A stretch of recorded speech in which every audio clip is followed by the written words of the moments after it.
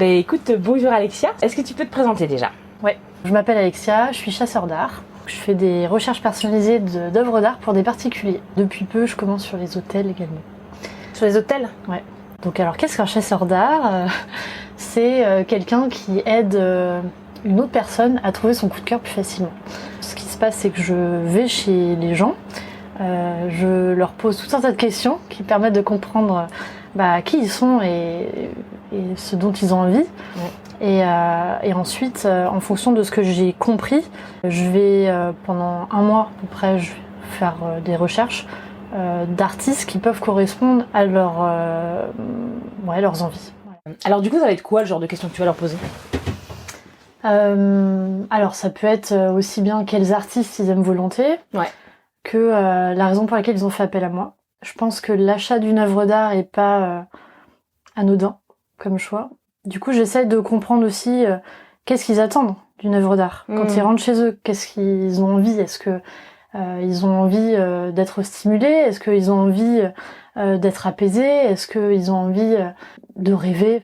Chacun a sa propre lecture d'une œuvre, mais je pense qu'on a tous envie de quelque chose en dehors de l'esthétique. Ouais. Et il faut déjà que ça matche côté esthétique, bien sûr, mais il y a aussi un but. Donc, ouais.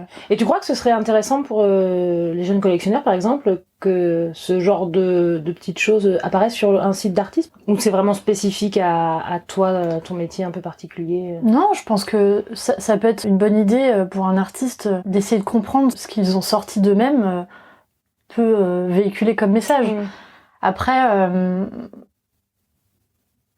pourquoi pas? J'essaie de me dire, si demain je vois une œuvre sur un site d'artiste et qu'il commence à parler, pourquoi pas? Si j'accroche, je lirai. Ouais. Donc ça peut me donner des informations complémentaires et ça peut me donner aussi de l'envie de contacter l'artiste. Ouais. Et alors toi, du coup, comment ça se passe avec tes artistes? Comment tu les trouves? Alors je les trouve vraiment de différentes manières. Ça peut être soit les portes ouvertes des ateliers auxquels je participe, soit les salons, les foires, les vernissages, du bouche à oreille, par des clients aussi. Parfois quand je vais chez des clients que je vois un artiste qui me plaît, je vais le contacter par Instagram. J'essaie de rester assez ouverte là-dessus. Et puis après, oui, vu que je fais de temps en temps des conférences, j'ai des artistes qui me contactent après. Donc toi, tu animes des conférences? Alors j'en ai animé une récemment à la Condamine qui traitait des nouveaux acteurs du marché de l'art. Et donc il y avait à peu près 120 artistes dans l'assistance et du coup ça me permet aussi de faire des rencontres derrière. Et alors du coup, parle-nous un petit peu plus. Donc t'es chasseur d'art. Ouais. Parce que je t'ai coupé la parole tout à l'heure. Ouais, du coup, chasseur d'art. Donc j'ai commencé avec les particuliers puisque donc je suis moi-même acheteur et je trouvais que c'était très difficile d'arriver à dégager du temps quand on est en entreprise pour tomber sur son coup de cœur. Aussi, j'ai remarqué que les premiers acquéreurs ils ont du mal à se faire confiance. Alors, tu veux dire que la première fois que tu achètes une œuvre? Ouais. Et ils se font pas confiance à eux ou à l'artiste? Ils se font pas confiance à eux dans leur choix. Et je trouve que c'est dommage parce que je suis convaincue de l'importance de l'art dans notre vie.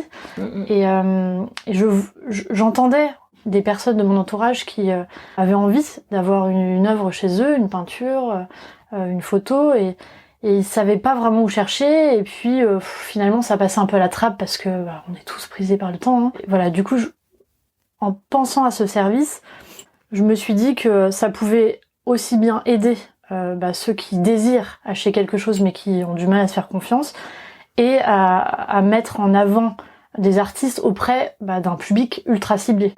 Parce que dès lors que je vais chez les clients, ensuite donc je fais une recherche de 5 à 6 artistes. Donc les artistes que je contacte, il y a beaucoup plus de chances pour eux de plaire aux clients que si j'envoyais quelqu'un tout azimut sans lui avoir demandé ce qu'il aimait. Oui, bien sûr. Ouais. Donc d'un côté, ça permet à l'artiste de pouvoir être visible plus facilement. auprès d'un public ciblé, et de l'autre côté, permettre à des gens de tomber plus facilement sur leur coup de cœur. Ouais. Mais alors du coup, qu'est-ce qui peut faire peur? Est-ce que c'est la peur de faire un mauvais investissement ou d'investir dans quelque chose qui est pas vraiment de bon goût? C'est un ensemble. Ouais. Ça dépend des personnes. Ça dépend aussi d'où ils viennent. Quand je dis viennent, c'est quel est leur capital culturel. Si leurs parents allaient au musée, s'ils ont des œuvres chez eux, s'ils n'en ont pas, du coup ils partent de zéro. Donc ça peut être la peur de faire un mauvais investissement. Clairement, l'art c'est cher. Mon rôle c'est aussi d'expliquer la raison pour laquelle c'est cher, parce qu'il y a une personne derrière et que on n'achète pas qu'une toile. On achète aussi ces nuits où il réfléchit, où potentiellement il peut ne pas se faire plaisir pendant 3-4 mois parce qu'il vend rien. Donc c'est quelque chose de très particulier. Donc mettre 1 000 €, même pour des cadres qui ont de l'argent à dégager tous les mois, c'est quand même assez important. Donc ils ont besoin d'être sûrs que d'un point de vue personnel, la valeur qu'ils mettent dans l'achat se vaut. En fait, ça passe à travers un processus. C'est déjà les écouter, ensuite de revenir vers eux avec des choses qui peuvent leur plaire, de leur laisser le temps de parcourir les œuvres, de converser aussi avec leur mari ou leur femme si jamais ils sont deux, et ensuite ils peuvent aller voir les œuvres d'art chez les artistes. Donc il y a aussi la rencontre, le fait d'échanger avec les artistes, c'est un ensemble en fait. Ça crée une histoire qui fait que quand leur coup de cœur est avéré chez l'artiste, quand ils ramènent l'œuvre chez eux, eh bien, il y a déjà l'aspect esthétique qui leur a plu dès le début, mais il y a aussi l'histoire qui ramène. Donc la visite, et quand ils regardent l'œuvre, c'est tout un ensemble. Et moi, c'est ce qui me manquait dans les galeries ou même parmi les maisons de vente aux enchères. Il y a plus cette connexion avec l'artiste et ça me manque. Donc c'est pour ça que pour moi, c'était essentiel de le remettre au goût du jour. Est-ce que les collectionneurs te demandent de rencontrer les artistes? Eh bien, tous. Tous? Il y en a qu'un seul qui m'a pas demandé. Alors c'était une artiste qui était située près de la Suisse et le couple de clients était basé à Paris. Et en fait non, ils ont fait venir le tableau. Alors moi j'avais vraiment peur parce que je stressais que le rendu final ne leur convienne pas. Parce qu'il l'avait pas vu en vrai, le tableau. Il l'avait pas vu en vrai, il l'avait vu que en photo. Ah, okay. Donc c'est assez dangereux. Et au final, non, ça a été encore mieux que sur la photo. Donc c'était un coup de bol. Mais non, la plupart. Alors est-ce que les gens viennent à moi parce qu'ils savent qu'ils peuvent aller voir l'artiste je sais pas. En tout cas, pour eux c'est normal. Donc et d'ailleurs moi c'est une partie qui me fait qui est importante aussi pour moi parce que l'artiste est en demande.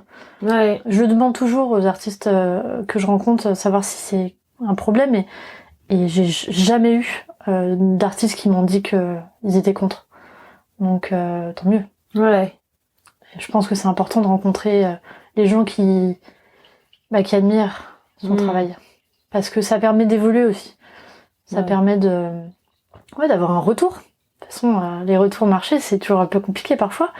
Et c'est vrai que j'entends pas mal d'artistes dans les foires et les salons qui se disent que le retour de certains est très dur. Bon, c'est sûr, il y en a qui mettent pas les pincettes et puis qui se rendent même pas compte de ce qu'ils disent. Mais bon, je reste convaincue que c'est parfois important de l'entendre. Ouais, tout à fait, ouais. Ouais, tant que ça reste constructif, tout est bon à prendre, quoi. Ouais. Ça peut faire que évoluer. Est-ce que des artistes t'ont déjà contacté pour te présenter leur travail? Ouais, bien sûr. Qu'est-ce que certains artistes ont fait et qu'il faudrait pas faire en te contactant? Comme tout job, on a plein de choses à faire. Et du coup, arriver à dégager du temps pour répondre aux artistes, pour moi, c'est une obligation. Ouais. Donc je le fais. Alors parfois je le fais avec un peu de retard, mais j'essaie toujours de le faire. Mais il faut quand même mettre un peu les formes parce qu'on consacre du temps pour regarder le travail.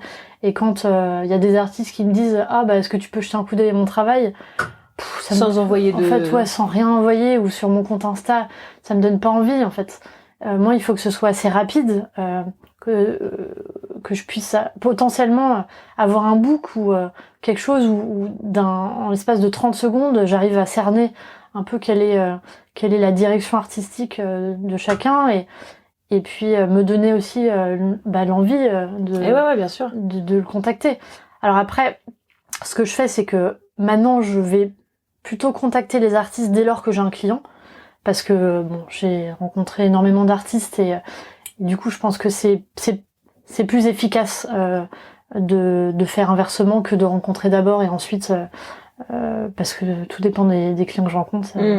C'est-à-dire qu'en fonction de ce que ton client t'a dit, tu vas aller fouiller et puis chercher. Ouais, exactement. Maintenant, je fais plutôt comme ça.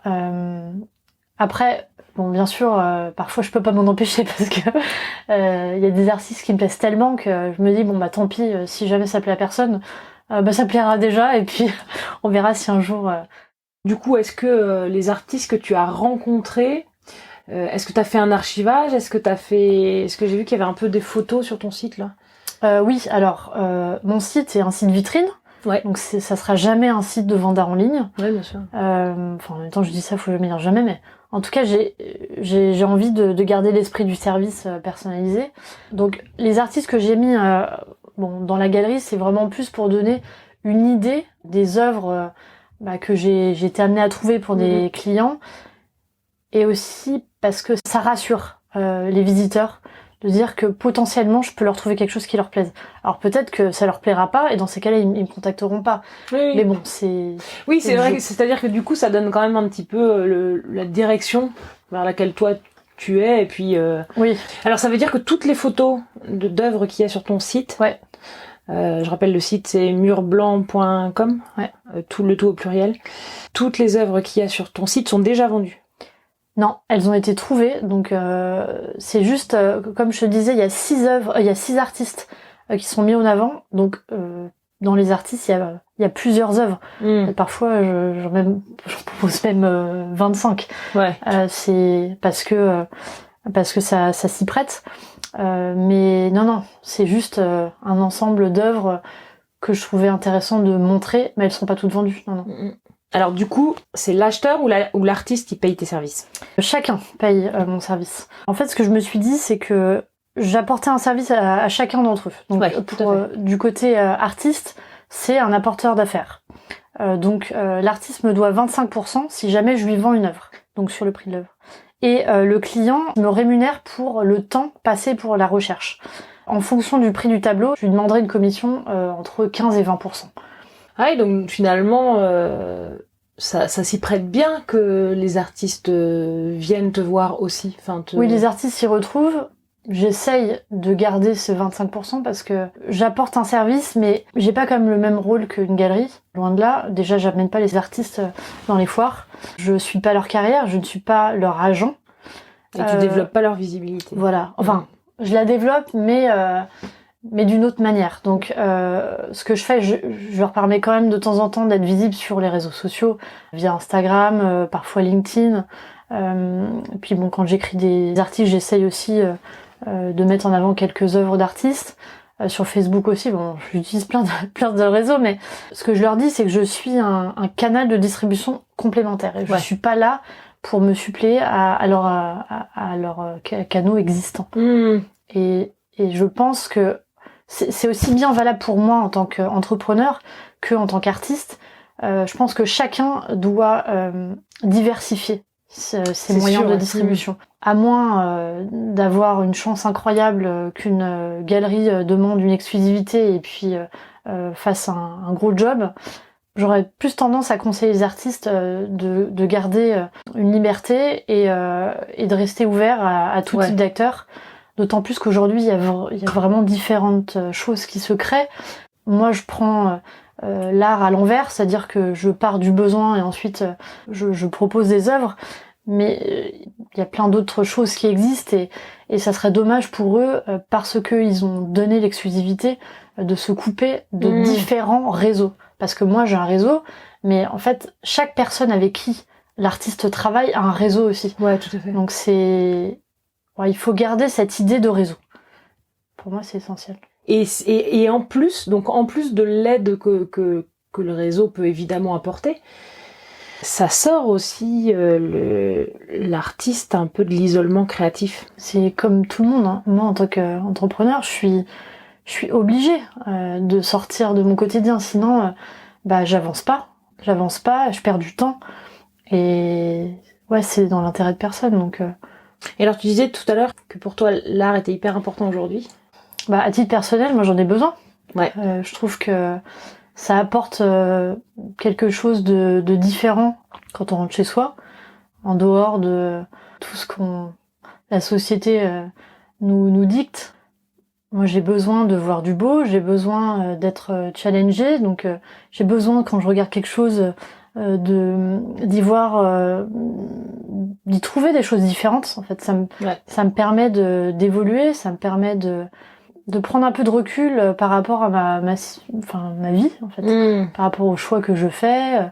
Je pense que, en dehors de l'aspect unique que certains premiers acquéreurs recherchent, même si c'était quelque chose de multiple, c'est pas important en fait. Ce qui est important, c'est en tout cas, moi je conçois l'art comme un ami.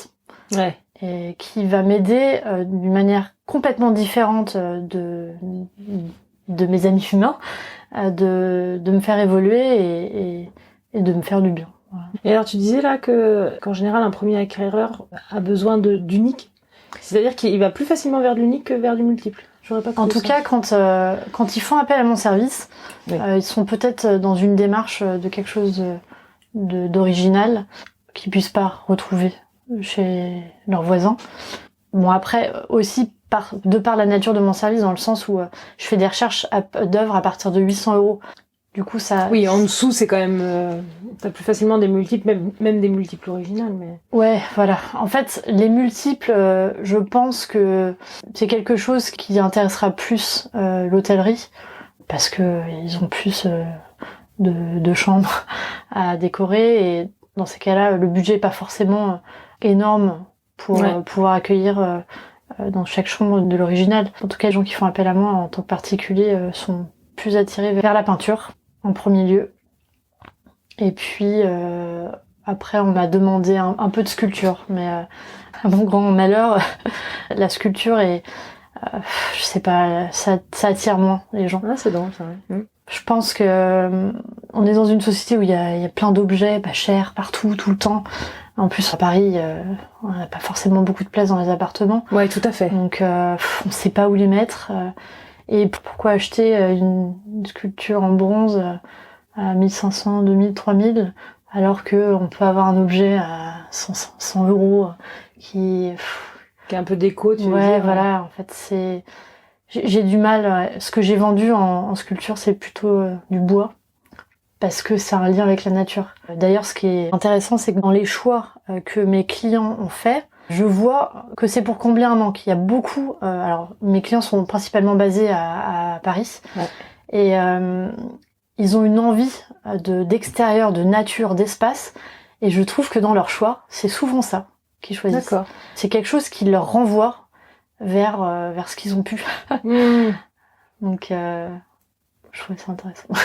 Ah, c'est rigolo, je crois que c'est dans Beaux-Arts Mag, là, ils viennent de sortir justement un petit dossier sur les artistes qui réinventent les jardins. Ça doit être dans l'air du temps. Ouais, ouais. Tu parlais d'hôtels.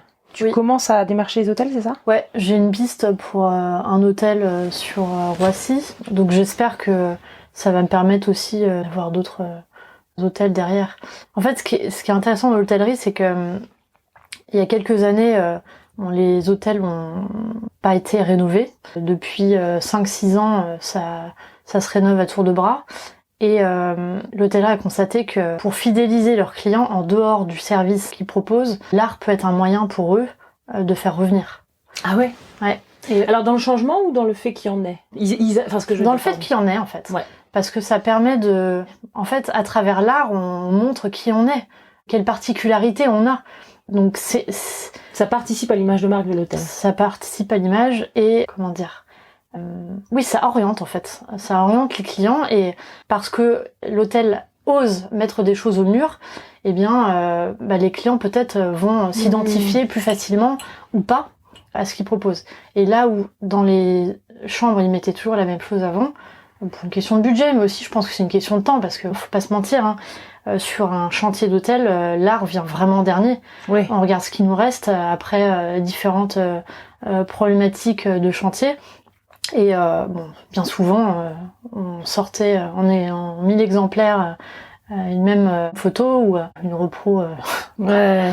Et donc aujourd'hui, ils souhaiteraient aller tendre plus vers, alors peut-être pas forcément que vers de l'unique, mais en tout cas vers des multiples qui soient un peu plus engagés d'un point de vue esthétique, mais aussi que ce soit des choix qui soient propres aux responsables de l'hôtel et pas juste aux responsables de la chaîne qui au final ne connaît pas la clientèle que va adresser tel hôtel à Roissy ou tel hôtel dans le Marais. Ouais. Du coup, je pense que il y a un attrait vers la personnalisation. Et donc c'est là où mon métier a son importance. Ouais, c'est peut-être qu'ils se servent de ça pour casser le côté chaîne. Oui. Parce que c'est pas trop. Bah, en l'occurrence, l'hôtel sur lequel je suis, c'est une chaîne, mais ils vont faire des choix différents de ce que le siège leur propose. Comment tu trouves tes clients? Tout à l'heure, je parlais de l'importance d'utiliser différents canaux de distribution. Bah, moi, c'est la même chose. J'essaye de parler à des conférences. J'essaye de communiquer sur les réseaux sociaux, de prendre la parole, aussi bien sur LinkedIn que Insta, Facebook. J'essaye de comprendre qui sont mes clients pour ensuite leur écrire des articles qui puissent les aider en tant que premiers acquéreurs. Ça peut être des questions assez basiques, comment acheter sa première œuvre, comment défiscaliser si jamais on peut en tant que particulier, est-ce qu'on peut se faire avoir en achetant une œuvre d'art, ce genre de choses. Donc tout ça c'est des thèmes qu'on peut retrouver sur ton blog. Ouais, exactement. Sur le blog de ton site. Sur le site, ouais. Après, c'est aussi de parler beaucoup de son métier, de rencontrer différentes personnes. J'utilise l'application Shaper. Parce que c'est le site de rencontre pro, c'est ça? Ouais, c'est ça, c'est le Tinder professionnel. T'es la première que je rencontre qui utilise ça fonctionne? Ouais. Bah, en fait, moi, ça me permet de rencontrer différentes personnes. Alors, j'ai jamais eu de clients comme ça, mais en réalité, c'est pas important. Ce qui est important, c'est de rencontrer des gens de différents types d'activités qui derrière vont faire des connexions et puis l'objectif c'est de s'entraider. Donc souvent quand on est sur Shaper, on souhaite se reconvertir ou chercher à rencontrer des gens. Vu que je suis aussi passée par la reconversion, j'aide volontiers les gens que je rencontre et bon, moi j'ai rencontré des gens super. Donc il y a ça, puis après l'intérêt du réseau c'est d'essayer de... Finalement, tu sais pas par où ça va arriver, quoi. Ouais, et en fait, moi, c'est ça qui me plaît. C'est que les clients peuvent aussi bien arriver par son réseau personnel que son réseau professionnel, parce qu'on a des articles dans la presse, parce qu'on a écrit un article sur les réseaux sociaux, parce qu'on a été recommandé par ses propres clients. Il faut garder en tête que tout le monde peut être porte-parole de son service. Et même pour un artiste. Alors, mais complètement. Pour un artiste, c'est... Parce que l'important pour un artiste, je pense que dès lors que son parcours et son discours artistique est en place, faut en parler, mais c'est pas parce que la personne à qui on en parle ne connecte pas que elle a pas enregistré. Et derrière, potentiellement, si elle entend quelqu'un dans son réseau qui est sensible, je sais pas, à la peinture ou à une démarche particulière, qu'il va pas lui conseiller d'aller voir cet artiste-là. Est-ce que toi, t'as commencé à te rendre compte que t'as presque une démarche de collectionneur? Il y a des choses qui reviennent souvent dans les œuvres que tu trouves pour tes acheteurs? Oui, je pense que... Alors, déjà la peinture, c'est un des premiers choix. Ouais. Ils ont envie de peinture. Ouais, mais par rapport à toi? Par rapport à moi. Ouais. Je pensais que j'allais réussir à me dégager de ce que j'aime, enfin de proposer des choses qui ne soient pas forcément plaisantes. En réalité, non. C'est certainement pour ça qu'on viendra te voir aussi. Même s'il y a une grande liberté de choix, j'imagine, dans ce que tu proposes à tes acquéreurs. Ouais. Rien que sur le site, on le voit, certains choix esthétiques, ou même au niveau après des thématiques, enfin bon bref. Ouais. Bon, c'est sûr que je suis quelqu'un qui aime la vie, j'aime les couleurs, j'aime le dynamisme, j'aime écouter la musique. Donc quand je regarde une toile, dès qu'il y a un peu tout ça, ça me parle directement. Donc, et c'est vrai que dans les clients qui viennent à moi, finalement, ils ont à peu près tous le même profil. C'est-à-dire, c'est des gens qui ont envie de vivre avec des belles choses, qui aiment bouger. Ils ont quel qui âge? sont gays. Ils ont entre 30 et 45 ans. D'accord. Ce sont des gens qui sont cadres, qui sont amoureux de la vie en fait, qui arrêtent pas de sortir, qui ont envie d'apprendre, qui sont curieux, qui ont envie de découverte, de rencontrer des gens, des artistes, et ouais, qui bougent quoi. Qui bougent, ouais. Et c'est vrai qui bougent, qui aiment la nature, qui mangent un peu bio du coup. Je suis en train d'essayer de faire le personnage. Ouais, non, pas forcément en fait. Alors là, non, là-dessus, ça peut être un peu différents profils, mais parce que bon, j'essaie de réfléchir à si je peux pas te donner d'autres éléments. Alors du coup, c'est quoi le budget moyen pour une première acquisition? On tourne autour des 2000-2005. Vu qu'ils ont envie d'une peinture et que ce soit du coup original. Et c'est souvent des grands formats du coup? Ouais. Ouais, quand on fait appel à moi, c'est souvent pour une pièce un peu maîtresse. C'est la première, donc ils ont envie que ce soit quelque chose qui les encourage à continuer. Qui marque. Ouais, et qui marque. Qui puisse... avec laquelle ils puissent vivre et remarquer tous les jours. Ok. Et donc si je suis une jeune collectionneuse et que je sais pas comment faire, je te contacte, je fais comment? Pour me contacter, donc il y a mon site internet, donc murblanc.com, donc au pluriel. Il y a mon compte Instagram, donc murblanc pareil. Vous pouvez taper aussi Alexia Rigaud sur internet, vous tomberez sur mon compte LinkedIn. Tu écris aussi pour LinkedIn? Oui, j'écris sur LinkedIn et aussi sur mon blog. Est-ce que c'est judicieux de te contacter si on est un artiste et qu'on fait par exemple des toiles? J'ai l'impression que c'est plutôt bien toiles sûr. Ah oui, il faut. Je suis en recherche constante d'artistes dans tous les cas.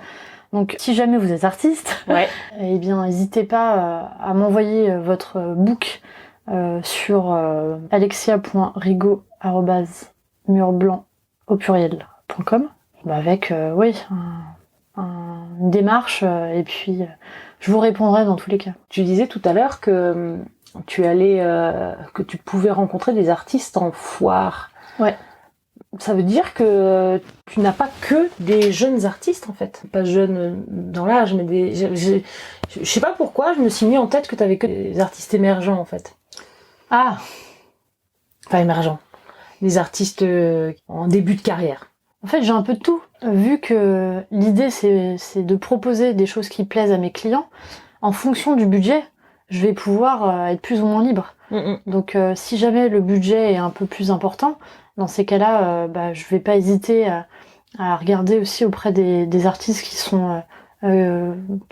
travaillent depuis quelques années.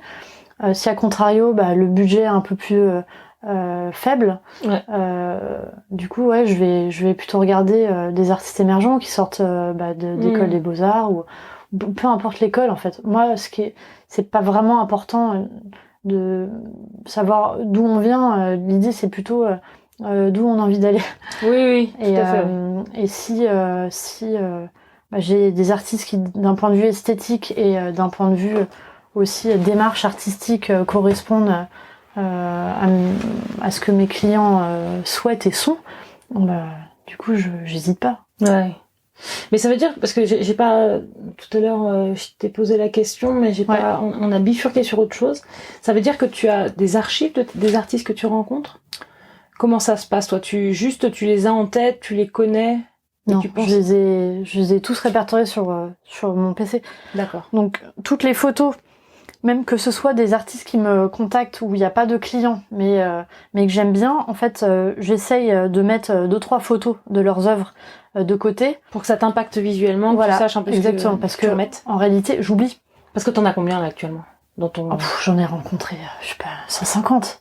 Et que j'ai mis de côté Il y en a pas mal, je saurais même pas te dire. Oui. Mais par contre, ce que je fais, c'est que quand j'ai un client, je regarde ma liste sur les photos et je vois en fonction visuellement déjà si ça accroche et ensuite d'un point de vue démarche artistique. Donc je les mets de côté parce que sinon je me suis rendu compte plusieurs fois que j'aimais bien des choses que je le faisais pas. Je mettais pas de côté les œuvres et en fait j'oublie. Donc maintenant et dès lors que il y a un client derrière, je contacte l'artiste, je vais le rencontrer, on parcourt ensemble les œuvres qu'il a disponibles. Ensuite, je lui demande de m'envoyer des photos en haute définition, et c'est celles-ci que je vais présenter au client. Et après, en fonction, je me constitue un répertoire en fait d'œuvres. Et bon, ça m'est déjà arrivé de présenter le même artiste à 2-3 clients. Et à chaque fois, je rappelle l'artiste pour vérifier si les œuvres que je compte présenter sont encore disponibles. Ouais. Parce que ça évolue forcément. Ouais, bien sûr. Et du coup, tes acquéreurs vont dans l'atelier de l'artiste souvent ? C'est ça que tu disais ? Ouais, la plupart du temps. Ouais. Donc, ce que je fais, c'est qu'une fois que je leur remets le fruit de mes recherches, donc ils font une présélection. Ils réfléchissent un petit peu souvent. Et après, ils me demandent de prendre rendez-vous avec tel ou tel artiste. Donc je prends rendez-vous auprès de l'artiste et puis après, ils se rendent compte sans moi parce que je trouve que ils ont pas besoin de moi dans cette découverte pour ça. Donc l'échange est mieux. C'est vrai que c'est toujours un peu le mythe, tu sais, le collectionneur, quoi. Moi, j'ai un peu du mal avec la notion de collectionneur. Déjà, quand on achète, avant de se dire collectionneur, il faut qu'on achète énormément. Il faut que les autres nous disent qu'on est collectionneur. Mais même, sans ça, je sais pas. Moi, j'ai un souci avec ce terme-là. Je pense que pour moi, un amateur d'art, c'est plus... Est-ce qu'il n'y a pas ce truc-là, un amateur d'art, un acheteur d'art, au début de sa quête, c'est un amateur, quoi. Ouais. Et dès que sa recherche, elle devient quasiment professionnelle, il furte, il cherche lui-même, il va, tu vois, et ça devient. Oui, c'est vrai. Ça devient une profession. C'est pas tout à fait une profession parce qu'il revend pas toujours et du coup il gagne pas forcément d'argent avec ça. Oui. Mais il a affiné son regard, il connaît sa propre démarche artistique, même si c'est une démarche qui se matérialise par l'achat d'œuvres d'art, mais en tout cas, j'imagine qu'il il va plutôt sur soit un registre de couleurs, soit une thématique, soit même une technique, pourquoi pas, ou plusieurs choses à la fois.